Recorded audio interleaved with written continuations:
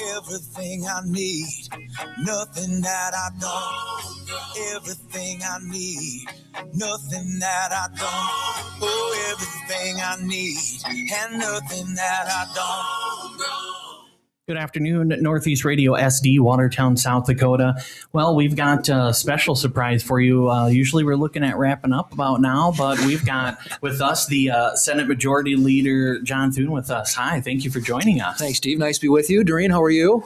Good. Yeah, absolutely. This is a rare treat. You're in town to check out, do a little tour today, right? We are. We had a request from a small business in town, Pivotal Health Solutions, to come and see their operations. So we're excited. Always like the opportunity to see what some of our small businesses are doing here in South Dakota. And it was an opportunity to get up to Watertown. So we're glad to be here. Awesome. And, you know, speaking of that, you were in Sioux Falls, it sounds like. We were talking with Annie a little bit off the air and said you met with a roundtable of a whole bunch of other businesses in Sioux Falls, too.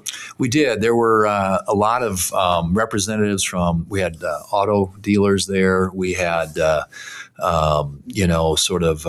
eating establishments, a lot of retail stuff, furniture, groceries, ag, equipment. There were just a whole range of sort of small businesses represented there to talk about kind of what some of the impacts are of some of the things we've been doing in Washington. The Working Families Tax Cuts bill that passed last summer has a lot of provisions in it that are going to be very, very good for small businesses and for working families, because the goal in all that obviously is to grow and expand the economy. And when you do that, you create those better paying jobs. Wages go up, and that's good for everybody. So we had an opportunity to talk about a number of those things. Had some folks in the fuel world too. It was a very diverse set of small businesses, people who are out there every day contributing and making a difference for South Dakota. Yeah. Well, and speaking of diversity, and you do deal with a lot of industries here in South Dakota, but you got to take that back to Washington. Well, you've been kind of vocal of the death tax for years. Is that something that you're kind of still fighting on and talking about lately? Yeah, it is. I mean, we were able to, in the Working Families Tax Cuts bill, make permanent the current exclusion, $15 million for an individual, $30 million for a couple. The farm is interesting. I just came from a meeting, and we were in Brookings, South Dakota, and there was a young lady student there whose family is has a farming operation, and very, very impacted by the death tax. Very interested in making sure that we insulate or protect family or farming and ranching families here in South Dakota and small businesses from what could be very detrimental impacts that would not enable them to transfer that business to the next generation. And you want to make it easier, not harder, and less expensive, not more expensive. If you've got a small business or a family farm or ranch operation, to be able to move that to the next generation. We want to keep these people here in South Dakota, keep them on the farm and the ranch and the small business. So death tax has been something we've been working on for a long time, and we made some significant strides forward in the legislation we passed last summer. But it would be great to eliminate it all the way, and someday that's been my objective and goal. Someday, hopefully, we'll be able to achieve that. Yeah, that's got to be one of the challenges to keeping the generational farms. Is if you don't want them to sell off and keep them within the family, that's one good way to help out. And you've got some that they need to upgrade and invest in some of this new ag technology as well, and that's got to have a lot of cost involved too. So you talk economic development, that's real huge for South Dakota right now too. That would be another way that you can help with economic development then too. Well, for sure. And I think that, if nothing else, for example, you take a farm or a ranch operation that gets hit with the death tax, and, once you reach the threshold, and it would have snapped back to about $6 to $7 million if we hadn't acted. And anymore, if you've got a decent sized farming operation with much acreage, with the land values these days, you'd get over the limit, and then it's 40% tax. And so what happens a lot of times is, instead of being able, you're trying to do this intergenerational transfer of this operation, of investing or in the new equipment, the new technology, the things that makes farming more efficient and more profitable for farming families.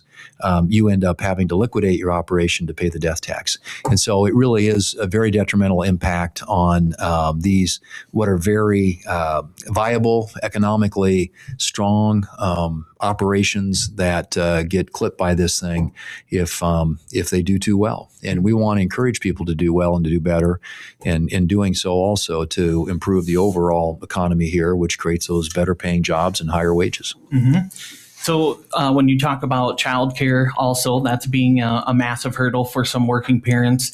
Can you walk us through how the enhanced childcare tax credit and the new Trump accounts work together to provide a little safety net for some new families? Right. I think the one thing, Steve, that we've seen in the Working Families Tax Cuts bill, there were a ton of provisions in there. There were over 100 bills that were actually part of that legislation, a lot of which we're just starting to, people are becoming informed about. But these new newborn Trump accounts, if you will, are an opportunity for families to put aside money tax-free for their kids that they can access when they turn 18, either to go to college or start a business or do something with that. But and there are a lot of companies around the country. The Dell Corporation, Michael Dell, for example, took $2.6 billion of his money and is putting $1,000 into the accounts of any child born in the next 18 months to start kind of seed that account, if you will. But it's a way for working families to try and help put money aside for the future, for their kids and grandkids. Tax credit's a good way to do that. Same thing with childcare. I mean, childcare is a huge challenge for working families. You get two parents that are working and you're trying to, make sure that you've got a good place for your kids to spend during the day until they get to the school age. And so this provides tax credits not only for the employer to provide the daycare that's necessary, but also for employees to be able to take advantage of that so they can afford. It makes it more affordable. It's an affordability issue. And then there's a provision in there that provides a big level of assistance, a tax credit, if you will, for the build of daycare facilities. So it used to be a much lower number. I think now it's up to $500,000 that you will get in assistance to do that. So really trying to address the concerns that working families have just in their daily lives to hopefully give them and their families new opportunities to get ahead and allow them to have more money in their pocket. Wow. That sounds like a lot of work too. Yes, it was a lot of work, but it's hopefully in the end, it's all about what we're doing to the things that we can do to make life more affordable and give people a chance at a better future.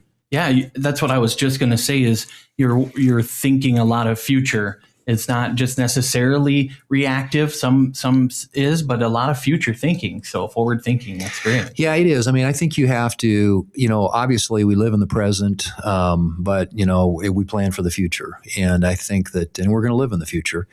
You learn from the past and hopefully you prepare in a way for the future. And you want to have policies in place that keep the American dream alive, ensure that our communities here in South Dakota can continue to grow and thrive and prosper.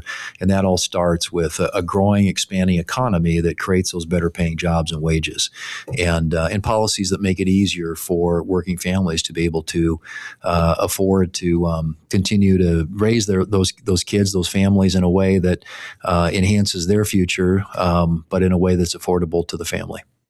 Well, now you got to get going. So I'll wrap up with a little economic growth. Sometimes you have critics often worry about the deficit when we talk about tax cuts. What is your response to the concerns when people, when the bill, and how does a bill incentivize the kind of growth that pays for itself over time when we talk about that? Well, it's a good question, Steve, and there is a big debate. We always have. And of course, in many cases, Democrats attack Republicans whenever we do anything to reduce taxes. Oh, you're adding to the deficit, to the debt. What experience has shown and what all the models show is that, and the standard rule of thumb is about as follows. For every 1 point increase in economic growth in the economy, one point increase in GDP, you get an additional $3 trillion in tax revenue. So a growing, expanding economy means people are making money, they're taking realizations, and they're paying taxes. And so government revenues go up. So what you want more than anything else, and this is why I'm such a big believer in growth. I think you want pro-growth policies, tax policies, regulatory policies, energy policies that will encourage investment. And when you encourage investment, you create those better paying jobs. People are making more, the economy economy is growing and expanding, and that means they're paying more in taxes. Businesses are paying more in taxes, and government revenues go up. So it's a maybe in some ways not the most intuitive thing as people think about it, but it's the real world effect when you make these types of changes that are pro-growth oriented. So I'm a big believer in pro-growth policies. I think the working families tax cuts represents incredible pro-growth policies. It's the most consequential piece of legislation we've done in my time in public life. Over 100 bills included in that, all of which are designed to get that growth in the economy and allow working families to have more money in their pockets and new opportunities to get ahead for the future. Wow, that's amazing. Well, I would encourage people to subscribe to your newsletters, because you put a lot of good information out there too, weekly, in fact. So even recaps of all the speeches that you have to do all the time in front of everybody out there. So we appreciate you doing that in your public service. And thank you. Appreciate that, Stephen. Where South Dakota's concerned, you look at the actual, some of the impacts of these things, and you talk about it in the abstract, but there are 101,000 people in South Dakota that take the child tax credit. And that in this bill was expanded, extended, and made permanent. There are over 400,000 people in South Dakota who claim the standard deduction. That was doubled in 2017, now expanded, extended, and made permanent. So, these are real world impacts on people in South Dakota. And if we hadn't taken action, that standard deduction would have snapped back, been half of what it is today, and the child tax credit would have gone down from $2,000 down to $1,000 and not had the expansion in it. Now we've raised it up to $2,200, and it's going to be indexed for inflation. So, these are things that, there's some of the stuff you avoided by taking action, which would have led to a huge tax increase on people here in South Dakota. We avoided that, but more importantly, we extended and expanded in ways that hopefully will make it even more beneficial to working families here in the future. So great to be with you, have the opportunity to talk about it, and looking forward to visiting a great Watertown business today and talking to the leadership and the employees there. It keeps South Dakota humming. So appreciate the contributions people make. Absolutely. Well, thank you for coming in. We appreciate it. It means a lot for you to come into a small business like this and give us a little bit of your time so we can live stream it and keep people educated. So we appreciate it. Thanks, Steve. Thanks, Doreen. Great to be with you. Yeah. All right. Well, we'll get you back to some